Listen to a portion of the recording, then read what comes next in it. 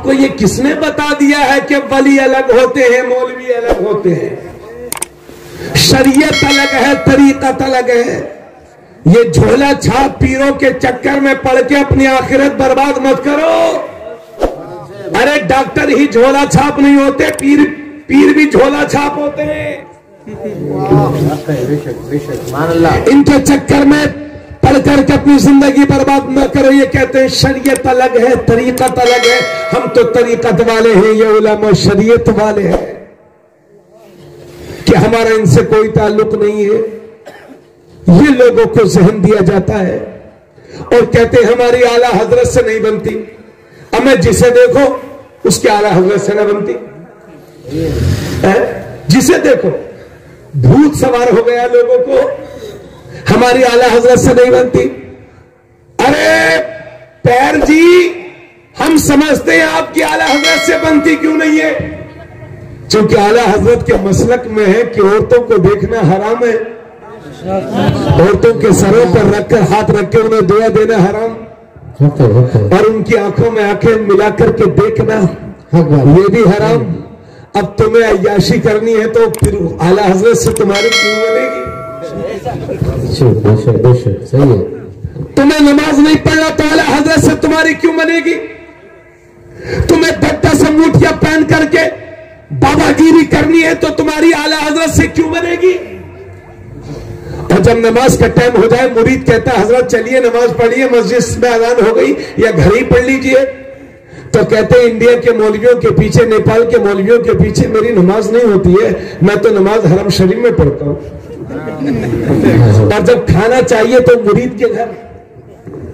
تو ان پیروں سے، ایسے مکار پیروں سے گزارش ہے کہ جب حرم شریف میں کھانا کھانے نماز پڑھنے جاتی ہوں تو وہاں ہوٹل بھی ہے باہر، وہی کھانا کھا کے آ جایا کرو، یہ غریبوں کا خون کیوں چوس رہے ہو؟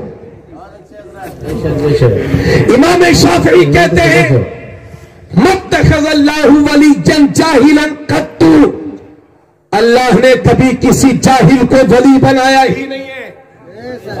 سبحان اللہ، اللہ نے کبھی کسی جاہل کو ولی بنایا ہی نہیں ہے۔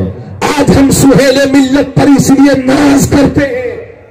اور قاری صاحب یہ میرے کانوں کی سنی ہوئی باتیں ہیں، 125واں یوم مفتی اعظم ہند تھا بریلی شریف میں، اسلامی انٹر کالج میں، میری بھی دعوت تھی اور حضرت بھی تشریف فرماتے۔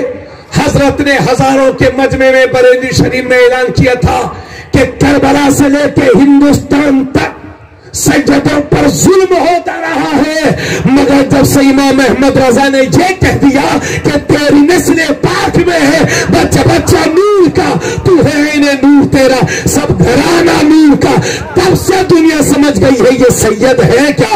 ہاں وہ امام احمد رضا جو عرض کرتے ہیں دو جہاں میں خادم آل رسول اللہ۔ سبحان اللہ، سبحان اللہ، بے شک بے شک، سبحان اللہ۔ آج سے 20-30 سال پہلے سادات کے ادب کے لیے اتنی زیادہ دلچسپی نہیں تھی، اور حضور ایک بات اور بتاؤں، بھاری ہوگی لیکن صحیح بات ہے، بلگرام شریف کو 15 سال پہلے اکثر علماء جانتے تھے، عوام نہیں جانتی تھی، مگر حضرت سرپرست جلسہ حضور سہیل ملت نے اور حضرت مولانا سید ویس مصطفیٰ صاحب قبلہ نے بلگرام شریف کو پہچانوایا، اور میں نے بھارت کا وہ پہلا خانقاہی گھر دیکھا ہے کہ ایک جلسے میں ایک جلسے کی سرپرستی باپ کر رہے ہو، ایک جلسے کی سرپرستی حضور سعید میاں صاحب کر رہے ہو، ایک جلسے کی سرپرستی حضور رضوان میاں صاحب، اور ایک بڑے جلسے کی سرپرستی حضور سہیل ملت۔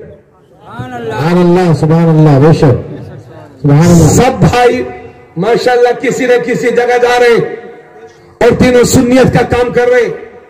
اگر آج سہیل ملت اچھی اور شاندار گاڑی سے آتے ہیں تو استقبال کیجئے، کیونکہ میری ان آنکھوں نے دیکھا ہے حضور تاہیل ملت کو، جو آپ کے والد محترم ہے، ضلع پیلی بھیت کے غریب گاؤں میں ایک بار میں نے دیکھا کہ حضرت بس سے چل کر، میں نے ایک بار دیکھا، بار بار نہیں، بس سے تشریف لے گئے جلسے میں اور واپس بس سے تشریف لائے۔ یہ ان کی عاجزی تھی. کبھی اپنی شہر اپنی نسبت کا پرچار نہیں کیا. خلوص کے ساتھ دین و سنت کی خدمت کرتے رہے. آج کے پیروں کے لیے اچھی گالیاں نہ ہو تو ناراض ہو جاتے ہیں، مگر حضور طاہر ملت کی ذات کو میں نے اپنی آنکھوں سے دیکھا ہے. بڑے مخلص، بڑے مشفق، جن سے ملاقات کرنے کے بعد لگتا تھا ہم نے کسی علیہ رسول سے ملاقات کر لی. سبحان اللہ سبحان اللہ. آپ انہی کے شہزادے ہیں. اور ماشاءاللہ بلگرام شریف کے لیے عوام میں جو لوگوں کے لیے دلچسپی بڑھائی ہے، اس میں حضور سہیل ملت کی بہت زیادہ محنتوں کا نتیجہ ہے. ارے بولو بھائی ایسے ہی ہے نا؟ سبحان اللہ. بے شک بے شک صحیح ہے حضرت. کیوں بھائی ایسے ہے؟ حق بات ہے. بے شک حضرت صحیح ہے، اچھی بات ہے. ہمیں مومن ایسا ایسے ہی ہے نا؟ جی حضرت بے شک. 20 سال پہلے کون آتا تھا بلگرام شریف صاحب کے نیپال میں؟ حضرت تشریف لائے، حضرت کے والد محترم، اور ماشاءاللہ سادات بلگرام آنا شروع ہو گئے اللہ کے کرم. چلیے میں تقریر ختم کر رہا ہوں، بہت لمبی ہو گئی. تو امام شافعی فرماتے اللہ نے کبھی کسی جاہل کو ولی بنایا ہی نہیں. اور میرے غوث اتنے بڑے عالم، ہمیں وہ صرف عالم ہی نہیں تھے بلکہ عالم گر تھے، اور وہ مفتی بھی تھے. مفتی، اب تو لوگوں نے مفتی کے ٹائٹل کو بالکل ہلکے میں لے لیا. جسے دیکھو وہ مفتی. قانون شریعت سے 2 فتوے سال میں دیکھ کے لکھ دیے، اگر مفتی نہ کرو تو کھوپڑی خراب مفتی صاحب کی. طنز نہیں کر رہا ہوں مگر سچائی بیان کر رہا ہوں. جسے دیکھو مفتی بنے گھوم رہا. ثانیہ تک ثالثہ تک پڑھے تو مفتی صاحب، اگر مفتی نہ کرو تو ناراض ہو جائے، ہے نا؟ ہمیں مفتی کی اہمیت بہت زیادہ ہے. اسلامک چیف جسٹس کی حیثیت رکھتا ہے مفتی. اور میرے غوث اعظم عالم تو تھے ہی، مفتی بھی تھے. اور ایسے مفتی 4 مسلک ہے نا. مسلک امام اعظم ابو حنیفہ، مسلک امام شافعی، مسلک امام مالک، مسلک امام احمد بن حنبل. اللہ نے میرے غوث کو وہ منصب عطا فرمایا تھا کہ آپ خود مرتبہ اجتہاد پر فائز تھے، خود مجتہد تھے. اگر غوث اعظم چاہتے تو خود غوث اعظم کا ایک نیا مسلک ہوتا. جس طرح سے مسلک امام اعظم ہے، اسی طرح سے دنیا مسلک غوث اعظم کو بھی دیکھتی، مگر امت کو انتشار سے بچانے کے لیے میرے غوث نے کوئی نیا مسلک ایجاد نہیں کیا، بلکہ اس دور میں جو مسلک کمزور ہو رہا تھا، مسلک امام احمد بن حنبل، اسی کے لیے محنت کی اور دنیا میں اسی کو پھیلا دیا. آج اگر مسلک امام احمد بن حنبل زندہ ہے تو یہ غوث اعظم کی محنتوں کے نتیجے میں زندہ ہے. ارے تھوڑا سا بولو یار. یہ قیمتی باتیں ہیں جو کبھی کبھی آپ سنتے ہوں گے. تو 4 مسلکوں میں اب سنیے. تو میرے غوث اتنے بڑے مفتی تھے. آج آپ کسی دارالفتہ میں استفتاء کریے، جواب لیجئے تو مفتی صاحب کہیں گے 8 دن کے بعد آؤ، 3 دن کے بعد آؤ، ہے نا؟ 3 دن کے بعد آؤ، 8 دن کے بعد آؤ. اور یہ کہنے کا انہیں حق حاصل ہے کیونکہ مفتیوں کے بھی اپنے کام ہوتے ہیں. مگر میرے غوث اتنے بڑے مفتی تھے اور ایسا علم مستحضر تھا کہ کوئی بھی استفتاء رات بھر میرے غوث کی ٹیکس پر رکھا نہیں رہتا تھا. ادھر آتا ادھر جواب، ادھر آتا ادھر جواب. ایسے مفتی اللہ سبحان اللہ بے شک. اور آپ مسلک امام احمد بن حنبل کے پیرو تھے، مگر جب فتویٰ دیتے تو کبھی مسلک امام احمد بن حنبل کی روشنی میں اور کبھی مسلک امام شافعی کی روشنی میں. آج حنفی مفتی اپنے مسلک کی روشنی میں جواب دے گا، حنبلی مفتی اپنے مسلک کی روشنی میں جواب دے گا، شافعی مفتی اپنے مسلک کی روشنی میں جواب دے گا. مگر میرے غوث اتنے بڑے مفتی کہ 2 مسلکوں کی روشنی میں، مسلک امام احمد بن حنبل اور مسلک امام شافعی کی روشنی میں فتویٰ دیا کرتے تھے، اتنے بڑے تھے مفتی وہ. اگر کوئی اور کہتا تو میں یقین کرتا نہ کرتا، مگر یہ بات ہمیں اعلیٰ حضرت نے بتائی ہے. فرماتے ہیں بندہ قادر کبھی قادر بھی ہے عبد القادر، سر باطن بھی ہے ظاہر بھی ہے عبد القادر، مفتی شرع بھی ہے، قاضی ملت بھی ہے، علم اسرار سے ماہر بھی ہے عبد القادر، منبع فیض بھی ہے، مجمع افضال بھی ہے، مہر عرفا کا منور بھی ہے عبد القادر. اس کے فرمان ہے سب حکم شارع ہے، حکم شارع مظہر عامر و ناہی بھی ہے عبد القادر، ذی تصرف بھی ہے، مختار بھی معزون بھی ہے، کار عالم کا مدبر بھی ہے عبد القادر، رشک بلبل ہے رضا، لال اسد داغ بھی ہے، آپ کا واصف و ذاکر بھی ہے عبد القادر. سبحان اللہ سبحان اللہ. حضرات ایسے مفتی اب ذرا غور فرمائیں، اتنے بڑے مفتی ہونے کے باوجود، عالم ہونے کے باوجود تقریر نہیں کرتے تھے. لمبی بات ہے کہ آپ نے کب سے تقریر شروع کی، مگر صرف ہفتے میں 3 دن تقریر کرتے تھے میرے غوث. کتنے دن؟ 3 دن.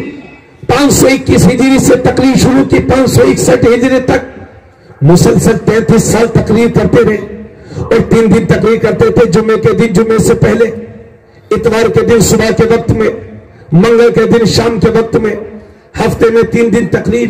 باقی روزانہ میرے غوث مدرسے میں بیٹھ کر کے پڑھاتے تھے. تو ایسے پیر لوگ جو نہ تو پڑھاتے ہیں اور نہ مدرسہ چلاتے ہیں، قوم پہ بوجھ ہے بوجھ.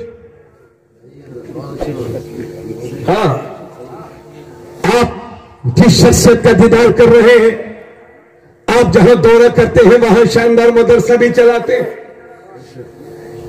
سمجھ گئے؟ تو اب یہ پیر کہتے ہیں ہم نہیں پڑھاتے، پڑھانا تو مولویوں کا کام ہے.